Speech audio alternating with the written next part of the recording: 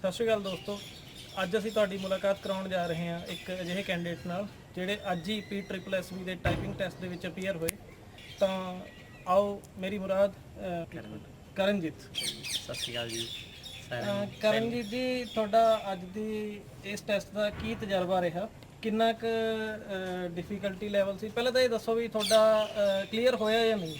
ਨਹੀਂ, ਮੇਰਾ test clear ਹੋ ਗਿਆ। ਅੱਛਾ ਜੀ। ਜਦੋਂ ਟੈਸਟ ਫਿਨਿਸ਼ ਹੋਇਆ ਪਿੱਛੇ ਲਿਖਿਆ ਆ ਗਿਆ congratulation you have pass the test. ਸੋ ਮੈਨੂੰ ਬੜੀ ਖੁਸ਼ੀ ਹੋਈ ਕਿ ਮੇਰਾ ਟੈਸਟ ਪਾਸ ਹੋ ਗਿਆ। ਅੱਛਾ। ਕਿੰਨੇ ਪੰਜਾਬੀ ਦੀ ਤੁਹਾਡੀ ਕਿੰਨੀ ਸਪੀਡ ਆਈ?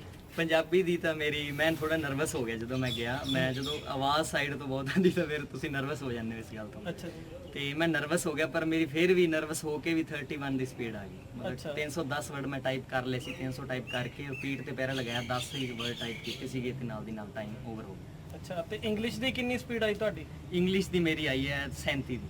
ਮੈਂ 300 ਵਰਡ ਟਾਈਪ ਕਰ ਲਏ 10 ਮਿੰਟ ਚ, ਪਹਿਲਾਂ ਹੀ ਕਰ ਲਏ ਤੇ 70 ਵਰਡ ਬਾਅਦ ਚ ਮੈਂ ਦੁਬਾਰਾ ਟਾਈਪ ਕਰ ਲਏ ਤੇ ਰਿਪੀਟ ਬਟਨ ਦੱਬਣ ਤੋਂ ਬਾਅਦ। ਰਿਪੀਟ ਦੱਬਣ ਤੋਂ ਬਾਅਦ। ਅੱਛਾ, ਰਿਪੀਟ ਬਟਨ ਦੀ ਇੱਕ ਬੜੀ ਵੱਡੀ ਸਮੱਸਿਆ ਸਭ ਨੂੰ ਹੈ ਕਿ ਪਤਾ ਨਹੀਂ ਕੀ ਹਊਆ ਬਣਿਆ ਹੋਇਆ ਰਿਪੀਟ ਬਟਨ। ਪਹਿਲੀ ਵਾਰੀ ਲੋਕ ਇਸ ਚੀਜ਼ ਨੂੰ ਫੇਸ ਕਰ ਰਹੇ ਆ। ਰਿਪੀਟ ਬਟਨ ਬਾਰੇ ਥੋੜਾ ਜਿਹਾ ਸਾਨੂੰ